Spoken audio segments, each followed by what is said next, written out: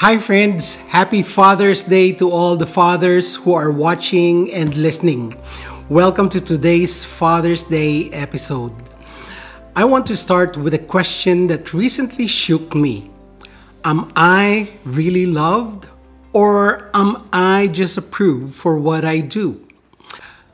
I was listening to one of my favorite preachers, and he said something like, "Society is conditional. Most of us never really knew what real love feels like. Only approval." Napaisip talaga ako. Isipin nyo nga, mga kaibigan, totoo nga kayang tayo ay tunay na minamahal? O mukha lang tayong minamahal kung may nagagawa tayong maganda para sa sino man? Minsan, feeling ko, parang na-appreciate lang tayo kapag may nagagawa tayong tama. O kapag successful tayo, kung marami tayong pera, o napapakinabangan tayo. Pero, ito ang mas matinding tanong. Have I been performing for love? Ginagalingan lang ba natin ang ating mga ginagawa para tayo ay mahalin?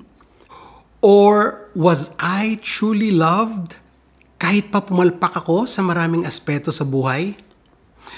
Tunay ba akong minamahal, especially at my worst? Kung hindi ako lumaki sa ganoong pagmamahal, na kahit pumalpak ako at marami akong pagkakamali pero mahal pa rin ako ng mga magulang ko at mga kapatid, kung yung kinalakhan ko ay kung meron lang akong nagawang mabuti, tsaka lang nararamdaman ko na mahal ako, then how can I be sure na mahal ako ng God the Father? And not just approves of me.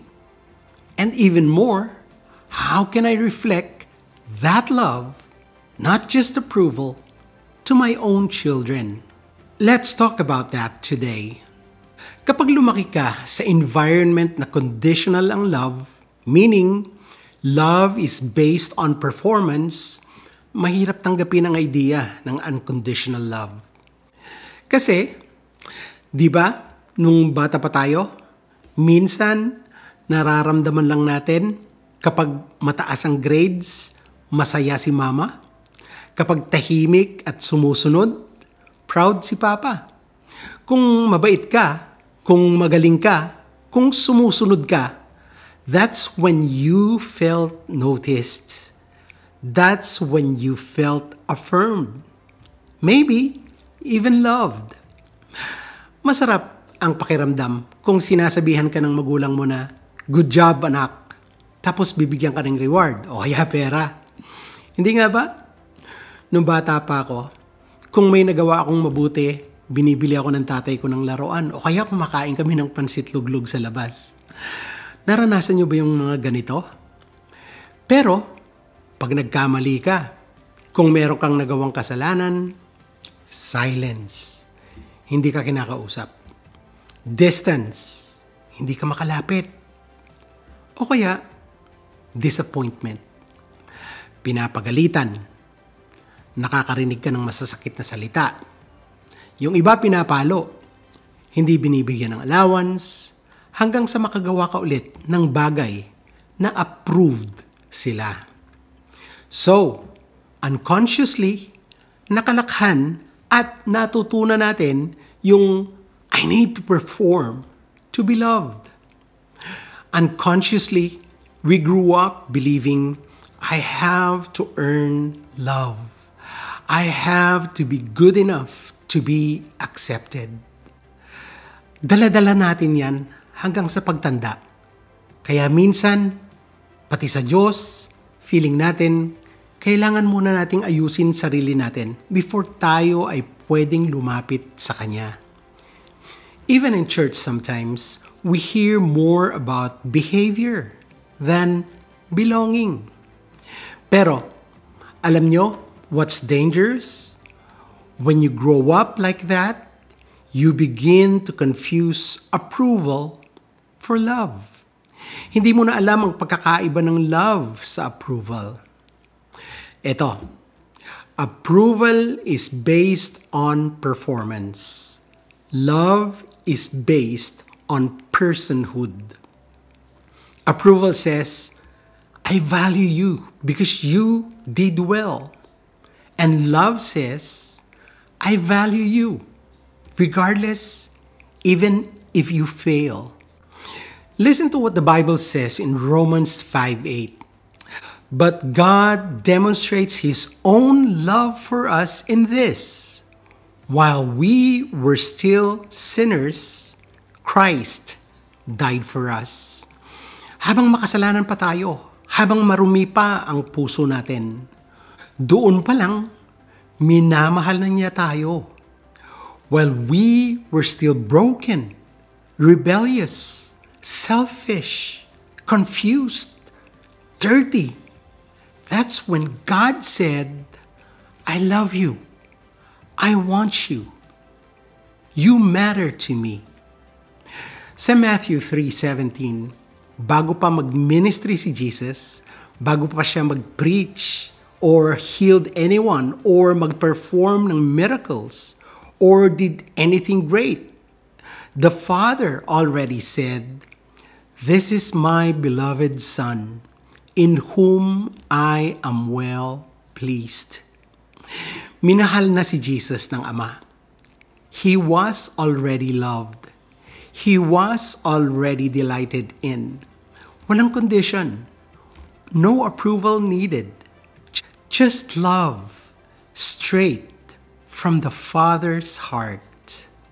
Kung hindi natin naranasan yan growing up, ang totoong pagmamahal at hindi lang approval, ang hirap paniwalaan. Lalo na kung ang tatay natin o nanay o authority figure naging cold, naging critical, or distant.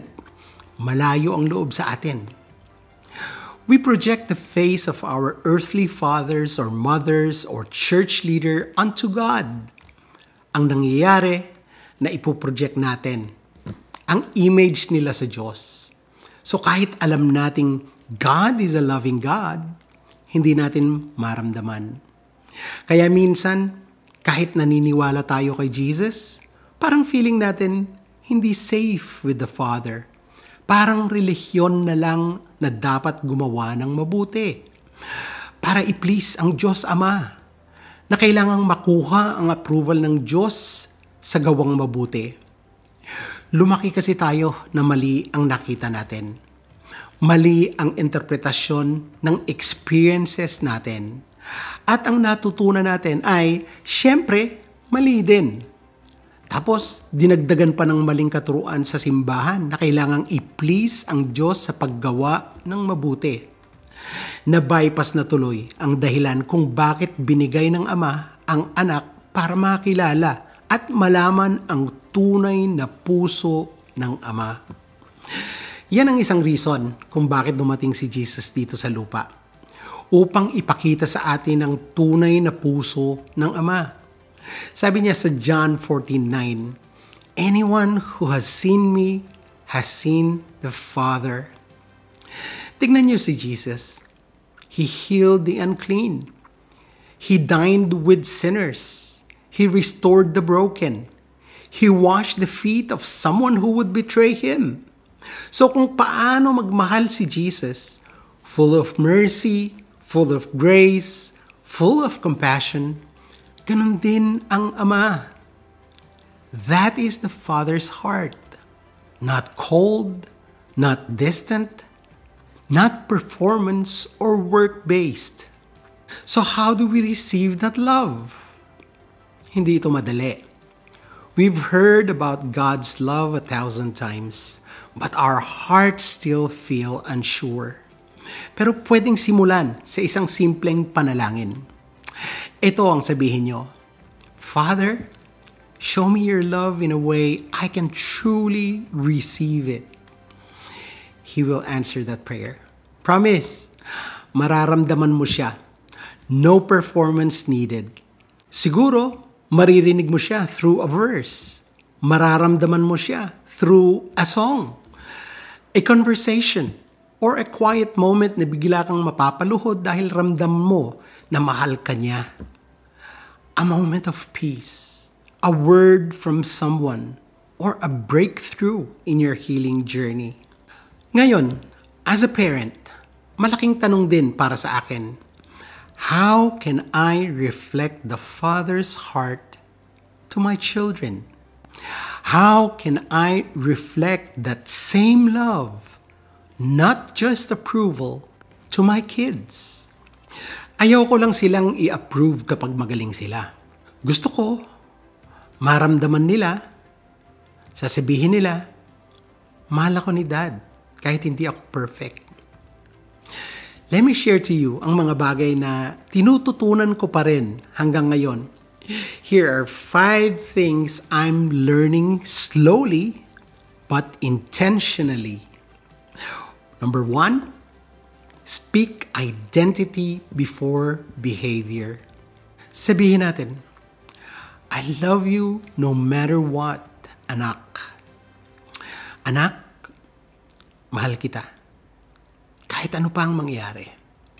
Sabihin mo sa anak mo, even when you mess up, I'm proud to be your dad. Let them feel secure. Hindi sila kailangang mag-perform to be loved. Sabihin mo, you're my beloved son. Or, you're my beloved daughter. Let them hear who they are, not just what they did. Number 2, show delight, not just correction. Let them catch you smiling at them just because. Hindi lang tayo ngumingiti kapag may award sila. Smile kahit walang reason. Just being with them is enough. Just by their presence is enough. Hindi lang dahil may nagawa silang maganda o mabuti, o dahil may award or dahil mabait sila, but just because they exist. That is how the Father sees us. Number 3, apologize when we fail. Say sorry. Yes, kahit tayo pa ang parents. This is hard, but healing. Sabihin mo, anak, sorry kung nasaktan kita ha. Anak, sorry kung na-invalidate kita. Hindi ko intensyon na maramdaman mong hindi kita mahal. That models humility and grace. Sabihin mo, I reacted out of frustration. Hindi ko kasi alam. Hindi ko naisip ng mabuti. But you are always loved, even when I don't show it well. Now this models grace, and it builds trust. Number 4, be a safe presence. Spend time with them doing things they love. Ask them, anak, kailan mo nararamdaman na mahal kita? Makinig ng mabuti. Be present. Be curious. Huwag puro utos at instruction. Minsan, kailangan din ng connection. And number 5, pray identity over them. Ipagdasal sila aloud. Sabihin sa harap nila, Lord, thank you sa anak ko. Salamat sa kanyang puso. Hayaan mong marinig nila na proud ka sa kanila sa harap ng Diyos. Let them hear you thank God for them. Declare identity. Call out the gold in them. Because your voice becomes their inner voice. And if your voice echoes the Father's love, that will stay with them for life. Kaibigan, maybe you've been performing all your life. You've been performing for love. You've been performing for approval, for a place to belong. Maybe wondering, am I really loved or just approved? Remember this, my friend. God's heart is different. You may have not received perfect love from your loved ones growing up, but your story doesn't end there. The Father is rewriting it with you and through you. He is calling you beloved, not because of your strength, but even in your weakness. Not because of your performance, but because of your place in His heart. My friend, He is saying to you today, you are my beloved. I love you long before you could prove yourself. I love you before you ever succeeded. And I will keep loving you, even when you fall. I will love you through every failure. I gave my Son, not for the best version of you, but for the broken one. And I'm not letting go. Tanggapin mo ang pagmamahal na yan ng Diyos, kaibigan. Pag-isipan mo, lalo na para sa iyong mga anak. Because maybe the healing you never received as a child is the healing you can now give as a parent. Let's close in prayer, and please pray with me.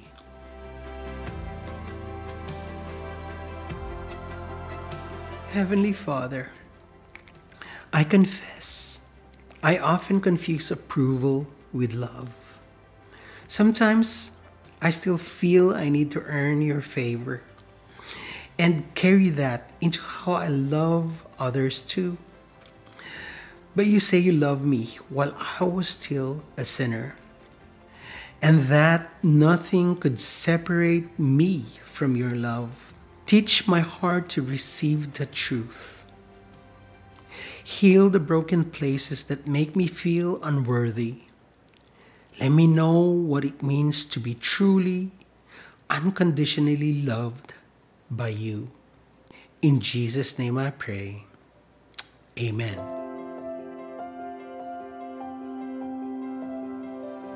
Kung nakarelate ka sa mensaheng ito, pakishare naman sa mga kaibigan o sa kapwa magulang, tatay man o nanay na kailangan marinig ang pagmamahal ng Diyos. And if you're a parent like me, let's keep learning together how to reflect the unconditional love of the Father one day at a time. Salamat po muli. Ako po si Silver. Tuloy lang tayo sa ating mga natututunan. Remember that God is rewriting our story with love and no condition. See you po sa next episode. Happy Father's Day to all fathers. Bye. God bless. Stay anchored in His grace and shalom.